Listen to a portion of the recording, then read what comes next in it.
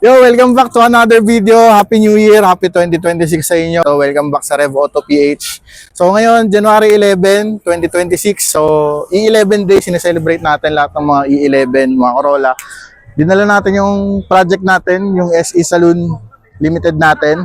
So, nandito tayo sa Someday Cafe, Dangari. So, tara, ikot natin lahat. Let's go.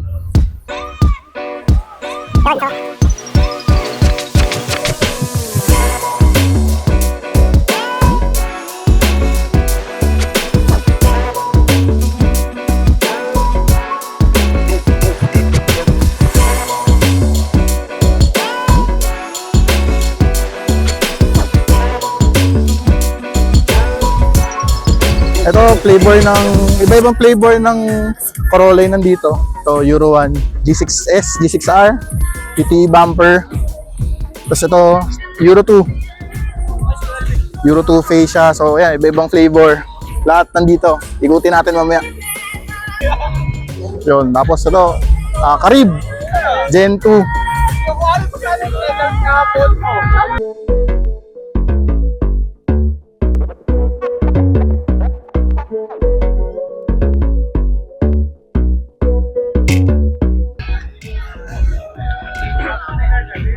Euro 2 non-mesh grill. So, makita nyo talaga maraming combination na pwedeng gawin, no?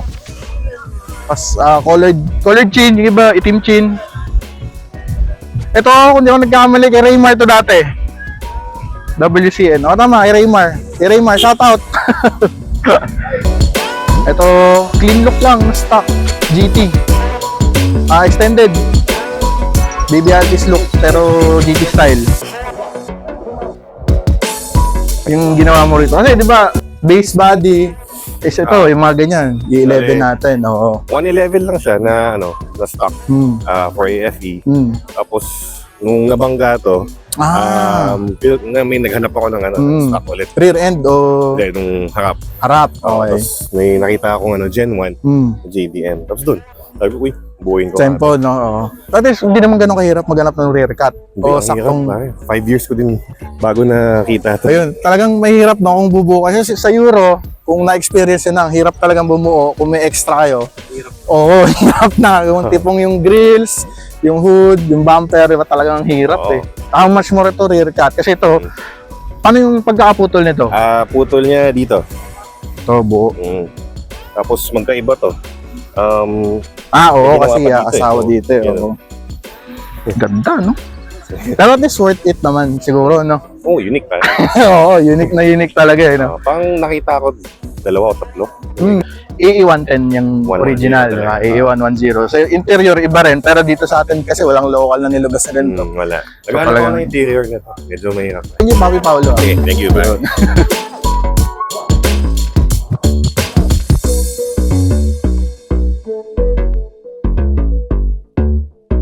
Diba? Hindi halata, oh. 5x100 yan.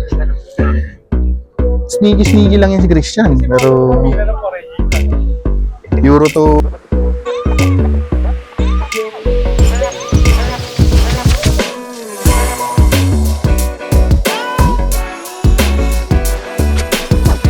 Brand new lahat, halos. Ito kay Papi Cor. 4AGE din to, na sariwa din to eh. Na all stock.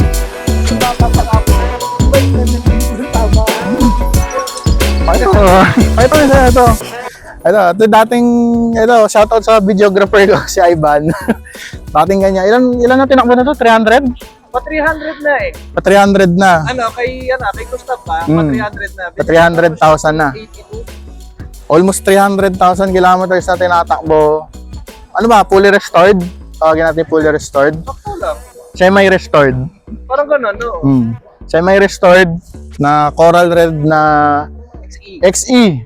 XE. So, almost all power. All power. All power na 2E. Yeah.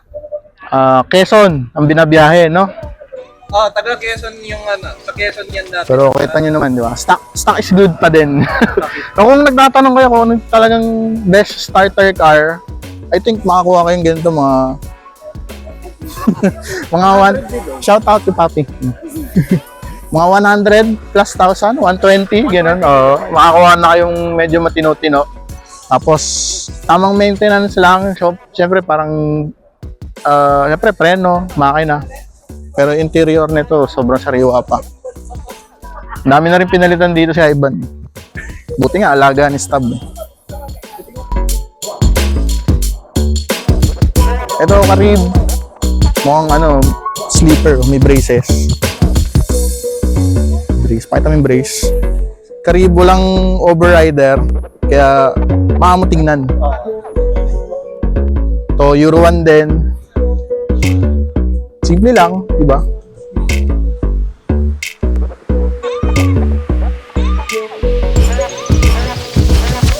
Oh, UW. So, kay Papi Carlo, yan, Carib din.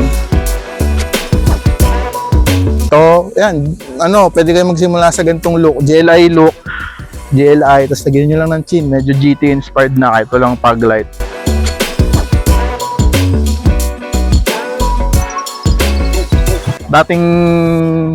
Dating sa akin, Euro 1, Matic, 5A, FE, 1.5, Matic, Euro 1, harap likod. Alaga ng mga may-ari, shout out. Eh, pakita mo. Shout out, Papi Maol. So, GT look na may braces din, mukhang TE din, 4FT o kaya 3SGT, di natin sure, pero mukhang may turbo.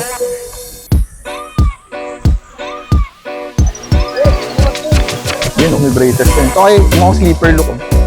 Papi Dan, shout out ka muna.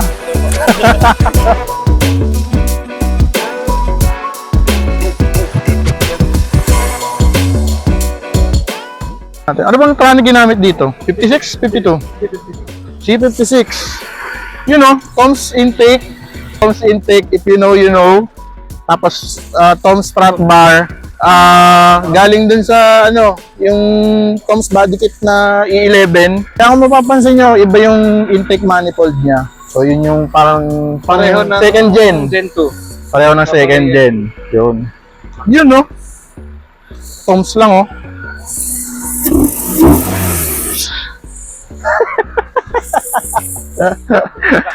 Sakto lang, tapos naka twin exit muffler, pakita mo yung twin exit muffler. Pangkaraniwan. Yan, twin exit muffler. Lebin? Tama ba? Lebin. Lebin, twin exit muffler, yan. Shout out. Mag-slow word lang daw, sabi. So, kayo na lang bahala sa personal. Pakita mo yung preno. 2-piece. Tama ba? 2-piece? Di ko alam. Pakita natin konti yung interior. Pwede ba pakita yung interior? Pakita natin kasi, ayan, no? Secret din. Black interior. Pakita rin natin yung likod para.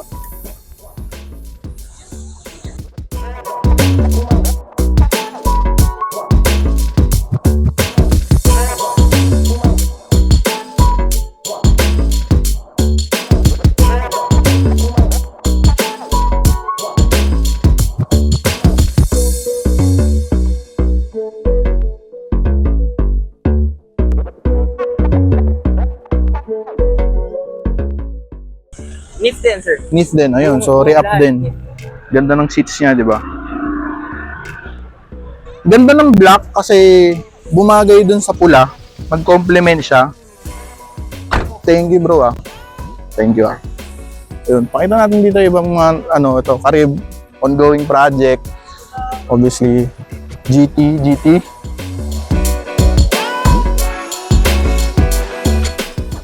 Ito, mga tropang AE92 natin. Yan kay Papi Luigi.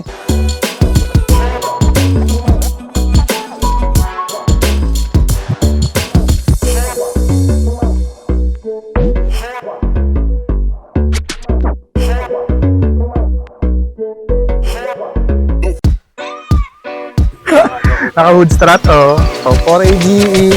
Full black top, no? Full black top. C160. 6-speed. LSD. Sarap, no? Brand new. brand new po, mga kaibigan. So, tri-point strut bar. Hindi ka na nag-TRD ako kung anong strut bar, no? TRD ako dati. Inalis mo. Mga oil pagka di identity. Ito, Papi, may dadaan. So, ito, Papi Kriel, Ilanan, shout out. So, hindi ko mabigay yung microphone kasi hawak yung baby niya. So, papakita na lang natin yung Euro 2 niya. So, alam ko to clearance light brand new din. Tama ba? Headlight. Right. So, lahat to brand new. Tapos yung, ito, washer. So, if you know, you know. Kasi yung washer tank, so, i-relocate talaga siya pag papaganahin tong, headlight washers. Ayun, so basically kasi nakuha niya tong green na ganito na halos, Euro 2, 4AFE. 4AFE. Nakuha niya ng ganun, pero ayun, nangate. Nangate. Ito isa sa kaibigan natin, Papi Kriel, so Cavite, shout out sa mga Caviteño natin. Oops! Na dumi yung kay Papi Cor. Papi Cor. Sorry. Ayan, oh.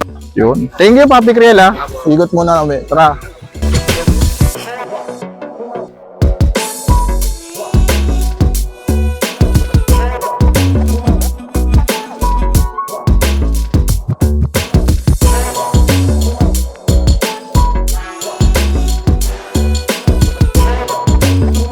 Shout out, Papi Lloyd.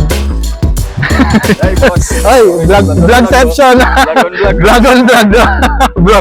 Hi sir, kamusta po? Basta. Good to see you. Ayun nga, enjoy tayo dito, ha. Hanggat nga araw. Ayan si Papi Jonski, shout out. Go Factory, follow niyo yung page.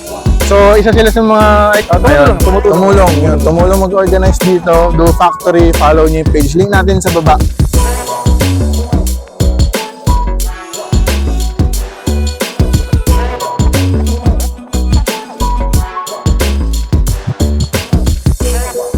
Ito kay Doc Bene, Euro 2. So, OEM plus setup lang. Euro 2 setup. So, nagpalit tayong videographer, shoutout to kayo. Pakita mo naman yung sarili mo saglit kung mapapakita mo. Ayan. Pinagpahinga ko muna si Ivan, so ikot-ikot muna. Siguro ito, pinaka-recognizable na Euro 1, G6R, TT bumper, kay Papi Alvin, organizer ngayon. Shoutout kay Papi Alvin.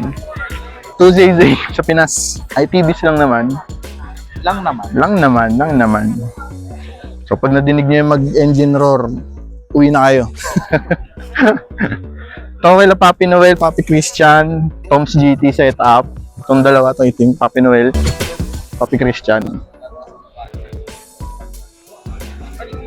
Ito hindi ko kilala pero ang ganda. Stock setup lang din na naka-mugs.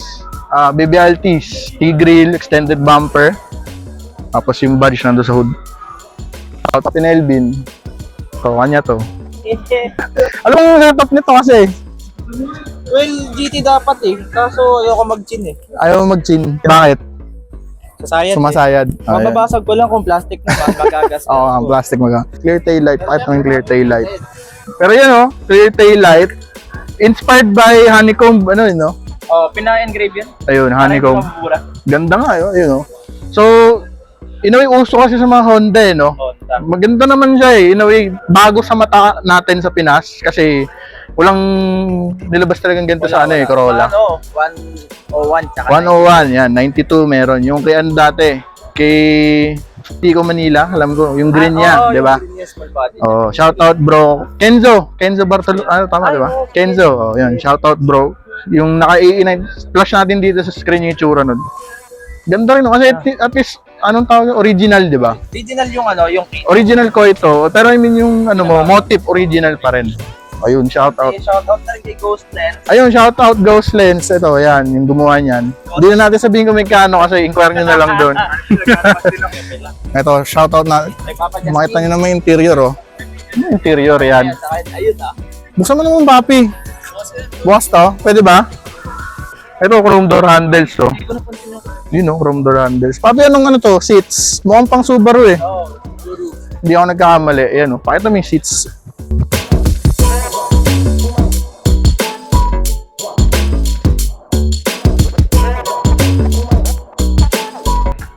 Yun, no?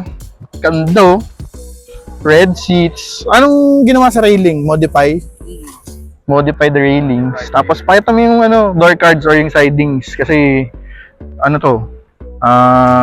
itim. Kung ngayon yung makikita yung iba-ibang build talaga ng Corolla.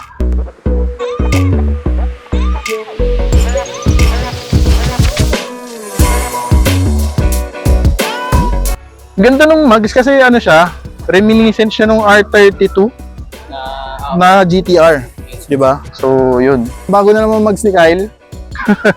So, ito, kung di ako nagkamali, is naka-air suspension pa din. Alam ko naka-air sus yan. Ito atang tatlo. Kasi pakita mo yung drop. Grabe naman talaga, oh. Fitment. Ayan, si Papi Lee. Saktong darating. Shout out. Ayun, si Papi Lee. Kumusta? Buti nakaabot ka. Oo nga, nagkita rin tayo first time. No? D2 brakes. So medyo madilim na, no? Pero ayun, no? D2 brakes, 2-piece din.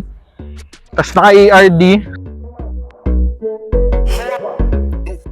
ARD wheels. Parang nasa 6 digit na ata ngayon. Yun, no? Preno pa lang, ulam na. Kay Papi Lee. Nanggigil din. So, dating GT na kulay itim. Tapos, di napali, ni Euro 1.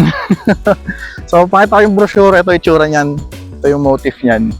So, ikot-ikot muna tayo. So, mag-i-start na yung program. So, mamaya update ko uli kayo. Shout out, mga lumang tao daw.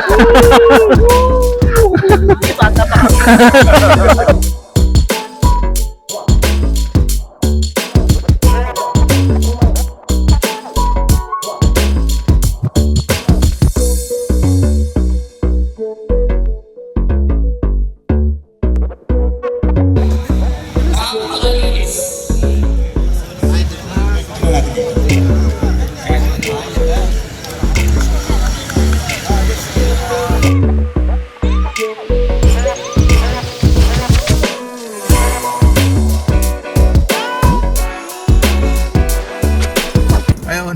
So, hindi na tayo nakapag-outro kanina. So, after nung raffle, tapos nung Judgment of Rides, so yung mga best of, yung mga theme, best of Sprinter, best of GT, best of Euro 1, Euro 2. So, nanalo tayo ng best in paint. Maraming salamat. 111 day. So, eto, yan, yung certificate. So, thank you, Kuya Alvin, Coach Alvin, Doc Bene. Maraming salamat sa napakagandang event. So, next event uli, maraming salamat sa pagtutok. Again, don't forget to like, comment, and subscribe. Share nyo na rin tong video na to. Tapos, tignan natin kung makagawa tayo ng next video regarding sa mga Corolla. Kung gusto nyo pang matuto tungkol sa mga Corolla. Yung mga builds ng Corolla, yung mga pwede nyo i-project within a budget or yung mga only budget. Yan. So, again, thank you very much for watching. God bless everyone.